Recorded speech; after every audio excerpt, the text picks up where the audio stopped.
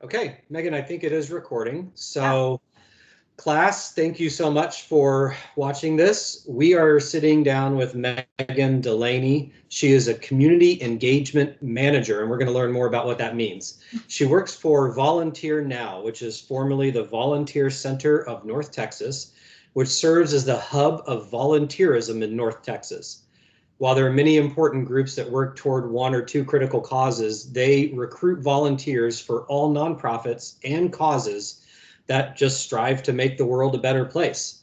So Volunteer Now, from my understanding, connects organizations, both large and small, with a volunteer workforce that's needed to fulfill their missions. They work in various aspects: education, health, hunger, homelessness, social services, animal welfare, and the arts. I pulled some information off their website, and they report that they mobilized last year 310,000 volunteers who gave 1.625 million hours to 3,500 local nonprofits, driving a $41.4 million economic impact for the region. That is fantastic. And Megan and I took this class as undergrads. She also graduated from TAMU-CC, and she offered to give us some knowledge about how she got to where she is today, how the degree helped her. And we're very grateful, Megan, for taking time to sit down and share your wisdom with other students. So maybe we can just start off. And, when we met in undergrad, I remember you worked at the campus police department. And I always thought that was so cool. And I just really admired having you as a friend for someone that would do that. But so how did you transform from, being an undergrad, majoring in environmental science, working at campus police, to now being a community engagement manager for a volunteer site and actually getting paid for it? You do get paid, right? Yes, that's the key. I do get paid. Yeah. Oh my gosh, working at the police department on a college campus was definitely an experience because you're not like the person that people come see when they're super happy. So Right. specifically, I worked at the ticketing department. So people that would park on campus would get tickets. So a lot of times I dealt with people that were just clearly unhappy.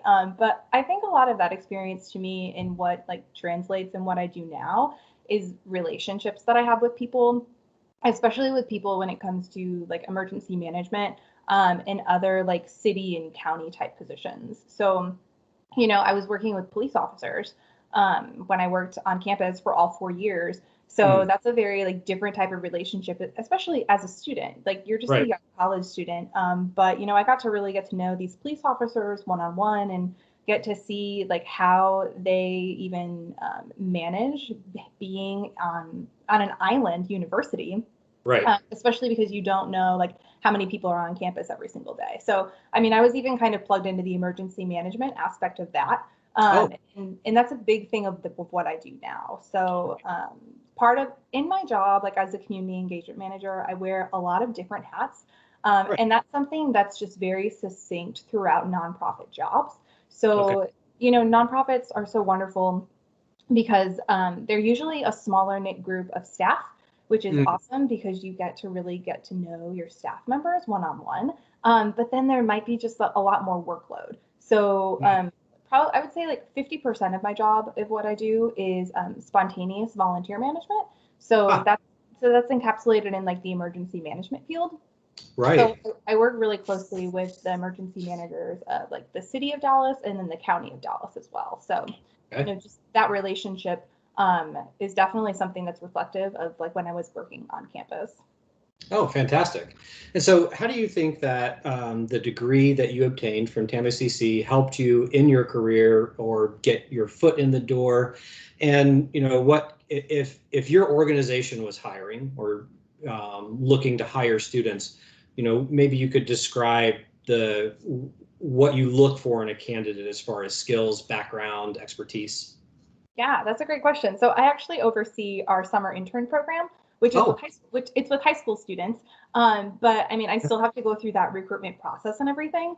right. So I mean, we definitely look for people that are like, just super willing to learn brand new skill sets. Ah, Uh, if mm, we're just definitely always look for people that are very interested in mission focused work. Hmm. So a lot of times, like when I talk to students, I try to find out exactly what like cause area they want to be plugged into. And so Hmm. like for your students, and it was like this for me too when I was working on my bachelor's degree, like Hmm. environmental causes was something I was super passionate about, but I Right. didn't really know like what that translated into. You know, Yes. when we were graduating, oil and gas was booming. So, Yes. so many of the students that we went to school with were going to work on oil rigs or like mud engineers and things like Right. that. But there wasn't a lot of like talk or focus on how else you could use an environmental degree. Right. So like when I talk to students that I hire for the summer, I ask them about those specific things. I'm like, well, do you want to get plugged into something that has to do with education or the environment? And then from there, I introduce them to what that looks like. And then for us, we do a lot of out of office meetings. So we're looking for people that actually are comfortable with sitting down and Hmm. having like these one-to-one conversations, Right. and really getting to know people on like a people-to-people basis. So that's something that's really important for us.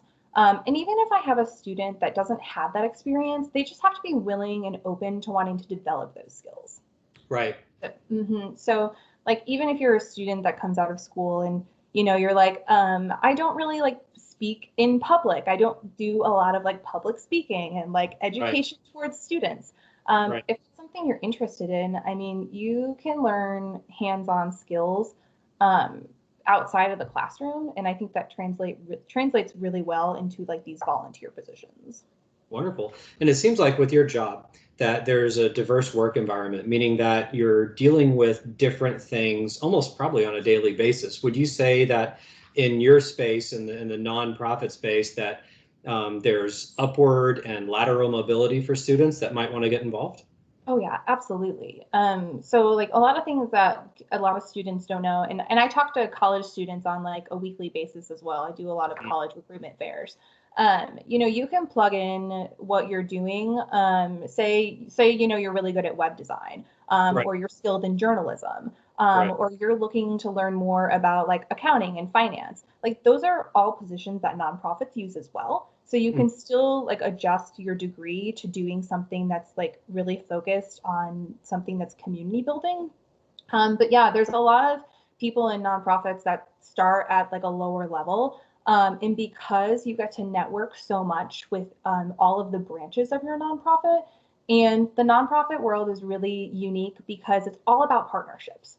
So Mm. most people in the nonprofit sector, you're getting things done and you're able to bring in donors and funders and volunteers through your relationships with the community. So Right. you're out there like learning about what other people can do for you and how you can help others as well. And then so through that, you get to build your skill set. Ah. And Mhm. other departments may need your help. I just learned how to do our social media over the last year, and that was something that I didn't have any skill set. I'm like, I'm an elder millennial. I'm very limited with like how much time I spend on social media. So that's a brand new skill set that I got to do because the nonprofit sector, one ladder leads to another. So you have Right. that ability to branch out. Right. Fantastic. Um, and speaking of branching out onward and upward, I have a mix of both undergraduate and graduate students in the class. Mm-hmm. Um, I have had some undergraduate students point out that maybe they're not interested in getting a graduate degree and just going into the workforce. Do you find maybe down the road that that is something that can be limiting for climbing the ladder in the nonprofit space, or do you still see a lot of upward mobility with just having a degree? Um, Maybe you could give advice as to whether you think students should go straight for a graduate degree or maybe workforce and get that experience and see what that's like. What advice would you give in that way? Yeah, I mean, that's a very like timely question too. That's something that I've been looking at. I've been in my position for 5 years now. Mm-hmm. And so that's something I've begun asking my mentors, really seeking out that information from them. I'm really lucky in that the three other older women that are on my team are 60 and 70 years old. So they've got lots of worldly wisdom.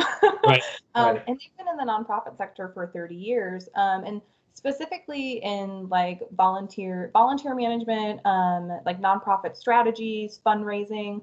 a lot of those people do not have a master's degree that's specific to nonprofit management. Because Oh, a lot of it is like your soft skills that you learn. I see. In nonprofits specifically, there's a lot of certificate programs that you can do. Right. There's a lot of professional groups that you can be a part of. I'm Mhm. part of a professional group specifically for like the Dallas region of volunteer managers. So they have like Right. monthly education courses. So Uh-huh. there's a lot that you can learn without the degree. Right. If you were going to reach that higher like CEO level, and you were looking, specifically for like donor cultivation training and things like that, Uh, they have master's programs at different universities for nonprofit management. So oh, that's a thing you can hmm, look at too, just to see what that curriculum looks like. yeah. But what I've found with a lot of people in the nonprofit field is they don't have a master's degree.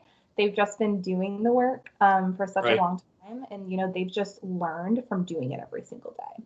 Yeah, that's really good and sound advice. And I wasn't aware that there were specific programs for nonprofit management. That seems really fascinating in such a niche field. You mentioned having a mentor in a way, and I personally have always found it to be very beneficial in a workspace or just in life in general to establish kind of a mentor-mentee relationship with someone whom you can go to for advice, that it's going to be good. They're going to get you on a right path. I don't think, at least I know in our undergraduate experience, that kind of aspect of job relationship was stressed much. But how would someone go about establishing a mentorship as an undergrad, and where would they look? What would they do? Do they just reach out to someone in the space that they're working and say, hey, would you do this for me? And how Mhm. did you establish yours? Yeah, no, I mean, those are fantastic questions. I feel like it's one of those things I was afraid to do in college. And like Hmm. I feel like I remember being like in like my junior year and one of the ecology professors saying that, he was like, you can come to my lab and, be part of my mentee program. And I really just didn't know what that meant. I think I was Right. afraid. I was afraid to be like the student that was like, I have no idea what that means. So I think you kind of just start with that too. I mean, Right. I think any older adult that you think looks like they're enjoying life, not just successful, because like Mm, success and like actual enjoyment of what you do throughout life can be different, right? yes, uh, ma'am. but like just find someone you trust, and I think maybe start asking them those questions. Mhm. Like tell them like I really don't know what I want to do when I get out of school. Like what kind of like field should I be looking at? So if you have people like within your circle that you can ask, you can start with that. Mm, um, you can always just reach out as well. Like if you do, I mean, social media is everywhere nowadays. right. If you have a LinkedIn, that's a really good place to start. With especially people that are like within your realm who have already graduated and maybe they are doing something in the environmental field. Like, I mean, I would just don't be afraid to just message them and be like, I know you've been working for this company for 3 years. Like, can you tell me a little bit about your experience? So that's a good place to start. That's really good advice. Yeah, and don't be afraid to reach out, because while it might seem that the person you're reaching out to is employed, we've all been in the position where we've needed a job, and we can understand that. And if you find someone that has that empathetic response, they're more likely to reach out and lend you a hand. Um, So, Megan, what do you think has been probably the most rewarding or challenging aspect of working with volunteer now so far in your career? Yeah, I think the biggest challenge for me when I got started was I didn't, and so I got started in my role actually because I was an AmeriCorps member. So I worked for a national service program. So Peace Corps, is national Mhm. service overseas, like, and Right. then AmeriCorps is domestic work within the U.S. Can Um, anyone sign up for that? Yeah, so anybody can sign up for that. That's a really good option to look into if you're going to graduate from school, and Hmm. you don't intend on doing your master's degree, and Ah, you're that type of person that's passionate about doing like hands-on work. right. Yeah, look up AmeriCorps. Mm. They've got programs as short as like 3 to 5 months, and then most of them are about a year-long commitment. But there's great benefits with that, and I'm happy to talk further, offline with students that are Sure. interested in that as well, because I'm an alumni and I've done a lot of advocacy work for that as well. So, Wonderful. uh, Thank you for but yeah. Um, now I'm off track and I can't remember what the original question was. It was the most challenging or rewarding Oh, aspect okay. of your career, right? Yeah. So I started as an AmeriCorps member at Volunteer Now. So a lot of that I felt like was kind of drinking from a water hose, but it was exciting drinking from a water hose because the nonprofit sector was so brand new to me. It's kind of like I had just landed in it. It wasn't anything that like my parents taught me about growing up. Like I had gone out and volunteered, but I didn't really understand what nonprofits did, like what resources they provided to the community and to people. So that was really challenging for me when I first started. It was like I had to learn all this information. I was given a lot of responsibility when I took on my full-time role, which was awesome because I was able to show like my leadership skills and my interest, and I wasn't afraid to just learn new things in a position being brand new. So Right. that was really challenging in the beginning because I kind of felt like, well, I don't have a background in this. Like, how could I be good at it? Right. And that took me a few years to feel the rewarding experience of it because then it finally felt like everything had lined up. It was like, well, I've always been really good at like presentations and memorizing information. And then I'm a people person. Like, what am I doing with this like skills of being a people person? Yes.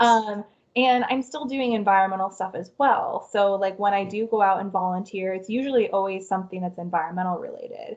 And I organized my own volunteer project in January for MLK Day of Service. And because of that project, the nonprofit decided that they're going to do that project every year. So, it's like that's been very rewarding for me for like these things that finally lined up. And I'm like, okay, like this is where I'm supposed to be. It's wonderful, and it's really nice when you see the proverbial ripple in the pond from the stone that you threw in. That's really cool, Megan. Thanks for putting the energy and time into doing something like that because the community's always going to benefit from your care and your heart. That's wonderful to hear, and I think a lot of students would also appreciate that aspect of a career in the volunteer space because there's a lot of times that you're going to spend, just grueling against the wheel and making a private board more profitable. But in the space you're in, it seems that you really get to see the smiles on people's faces, which has got to be just incredible and heartwarming. Now, you mentioned you're still in the environmental realm. So I'm going to ask you a question that we had when we were in our environmental classes, and it might be on the test, students. Hint, hint, this might be a test question. So, Megan, if you saw in a test question the acronym EIS in relation to NEPA, what would EIS stand for? That's your environmental impact statement. All right. I've always loved acronyms, so I'm excited that I remember that. This class has a lot of them, a lot of acronyms. And back to environmental policy, I actually recently this term had a student message me, and they got very discouraged because they had recently learned after years of recycling and believing in a system where they put their recyclables in a bin, the company would pick it up and it would go to its place where it would be repurposed. Well, they found out that that is not the case, that it's actually being sent to a landfill because there's not a buyer for the product. So the student learned a lot more about the supply chain of recyclables and how the economic supply demand cycle will affect whether they get recycled, shipped overseas to another country where maybe they're picked through or dumped in piles. This was really discouraging to them. And they thought, well, if that doesn't work, if I thought I was making a difference by making a big effort to recycle, how can I make a difference in the world? I mean, your example right now of MLK was fantastic, but what would you say to a student that's in that situation and feeling discouraged about making a difference in the world? Yeah, I mean, I feel that. All of my friends call me like the nature lady because I'm the one that's like, we need to compost that. And, I'm out hiking with friends and they throw down like an orange peel. I'm like, do you know how long that takes to decompose? So I feel you. Yeah, I mean, that's the beauty of volunteerism is you start at this really tiny micro level. So, there's, and this happens in every city. Like I know it's in like Corpus Christi, you have like the profitable sections of your city. But if you look at it at like a county level, you're definitely going to find areas that are like food insecure. Right. And so there's a lot of things happening there in like the community garden aspect. And so starting at even like a micro level of looking to see where there's community gardens within Corpus or any other neighborhood for students that are, learning virtually, get involved in that volunteer program and find out exactly like the mission statement and the history behind why that organization is there. Because, organizations, nonprofit agencies, they go to a neighborhood because there's a lack of a resource there. So Right. whether that's like education or health or something environmental, if you really want to see like an impact that you can have as one person, try out that volunteer project with that specific thing. And then the beauty of, the social media age is go out and do that volunteer project and like see how happy that made you and see like where that resource is actually going in the community. And then you can share that on your social media and you can encourage other people as well. So like those types of things are really wonderful. We have a brand new nonprofit that I think they're called Compost Dallas. They started about 2 years ago. Okay. And so they're trying to get more people in the city of Dallas to compost. And so they've got like a small fee for their subscription plan, but they're teaching people how to compost. And they pick up compost from people's houses and then they're giving it to like local farmers to make sure. And they're doing that responsibility aspect as well of telling people who like subscribe to them where this product is going.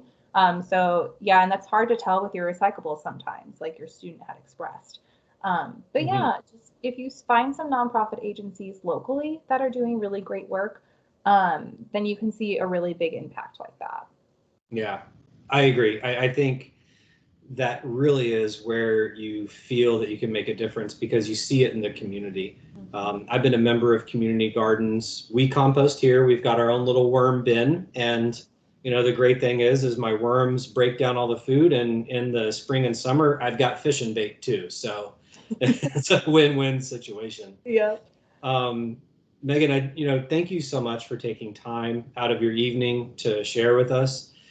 Before we go, is there any last bit of advice that you'd just like to give to students in the course? Yeah. I mean, I think like it's so funny now. Like it feels funny to be in the position where I'm telling students like positive things about their future because I'm like and like disclaimer, when I got out of college, I worked really hard for a year and a half to like find the job that fit for me. Like I worked at restaurants throughout college. I worked at a bank for a year and a half. So it was like, I'm not using my degree at all. Like, what's happening with my life? But like, it'll happen. So definitely like, don't feel discouraged when you graduate and you keep getting either no response or no thank you responses for jobs. I truly believe that like through the line, you will get plugged in somewhere that like makes an impact for you. And that looks different for everybody.